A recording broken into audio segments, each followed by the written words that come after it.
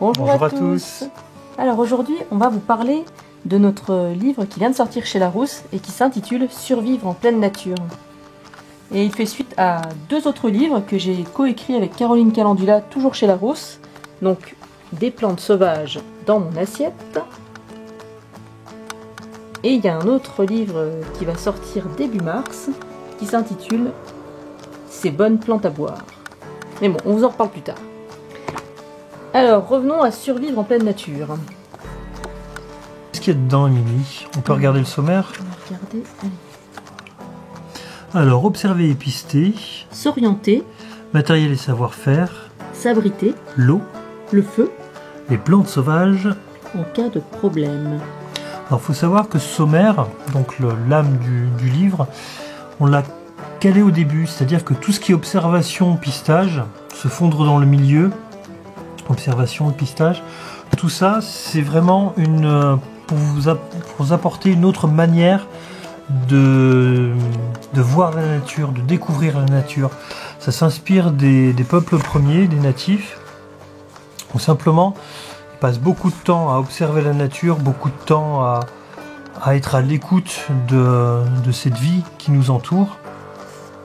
Et ça vraiment c'est l'âme du bouquin. On voulait pas faire découvrir la nature aux gens comme on va randonner simplement pour grimper en haut d'un sommet et puis ensuite prendre une photo, redescendre et voilà.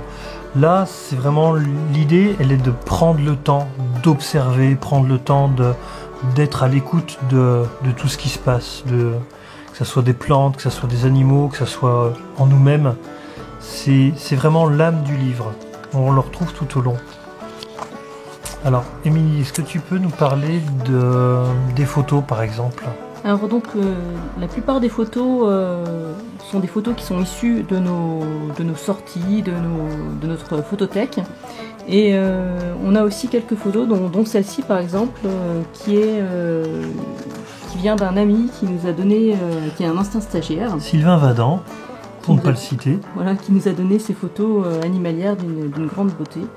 Il y a aussi une partie des schémas. Oui, pardon. Oui, justement, ce que je voulais ajouter, c'est que la plupart des schémas, c'est Nicolas qui les a réalisés. Voilà.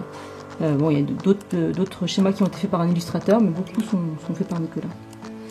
Et puis pour les photos, il y a donc une partie des photos qui proviennent de Larousse. Et il y a une partie aussi des photos qui proviennent de notre collection personnelle, de nos 10 ans de stage, notamment auprès d'Univers Nature.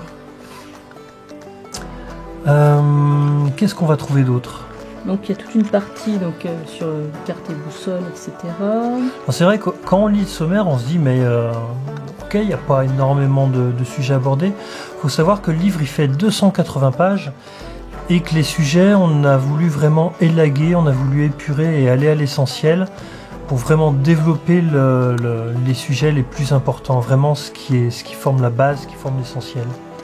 Alors ça ne remplacera jamais le terrain et un stage sur le terrain. Par contre, ça peut venir compléter et vice versa.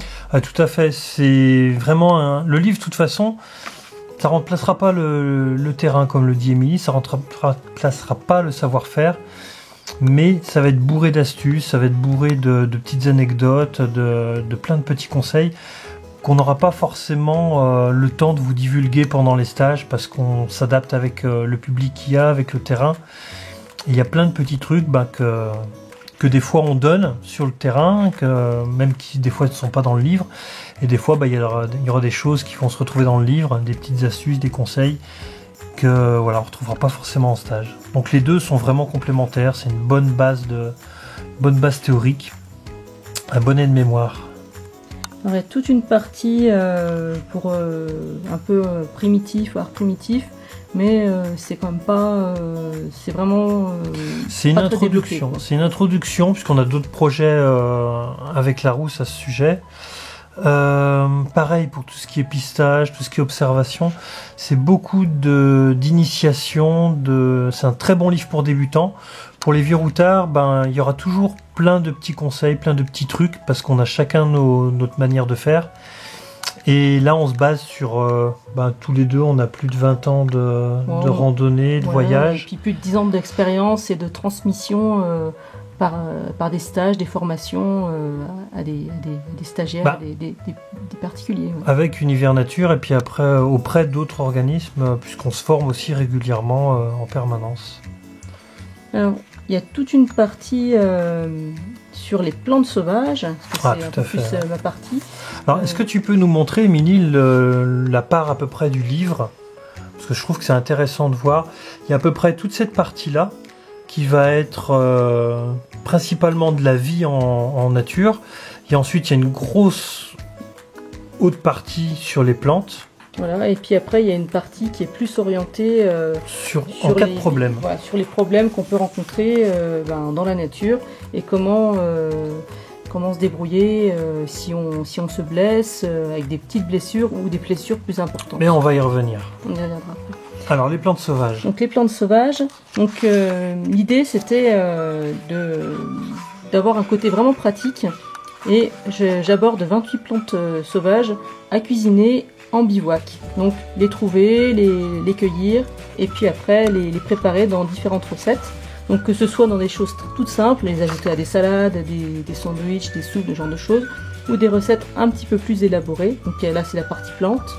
Et après, on a une partie vraiment qui avec est des dédiée, tableaux, des tableaux, très didactiques, pour les plantes aussi toxiques, et puis toute une partie pour pouvoir faire de la cuisine en bivouac avec les techniques de cuisson, et puis après des recettes.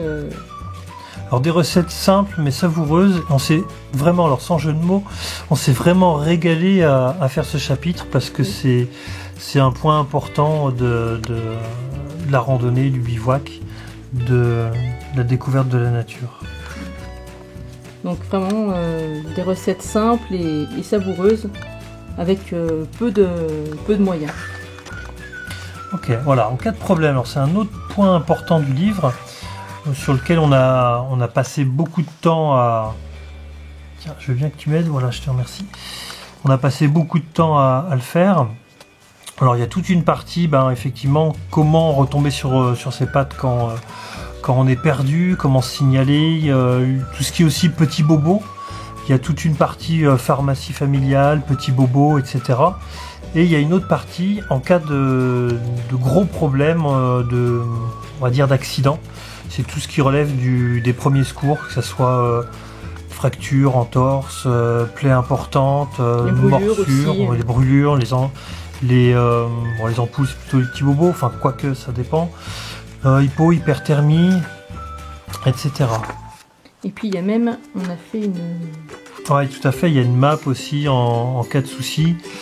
Comment tout un chemin comme ça, avec des questions oui, non, pour pouvoir orienter la personne qui sera en difficulté. Sinon, le livre, on va le feuilleter comme ça. Simplement regarder 2-3 petits... découvrir un peu plus en détail certains points. Voilà, là, par exemple, c'est les abris. Donc on voit qu'il y a des abris de feuilles, il y a des abris comment monter un tarp, dormir en hamac. Je me souviens, il y avait un gros chapitre, voilà, on arrive dessus. Un gros chapitre sur l'eau.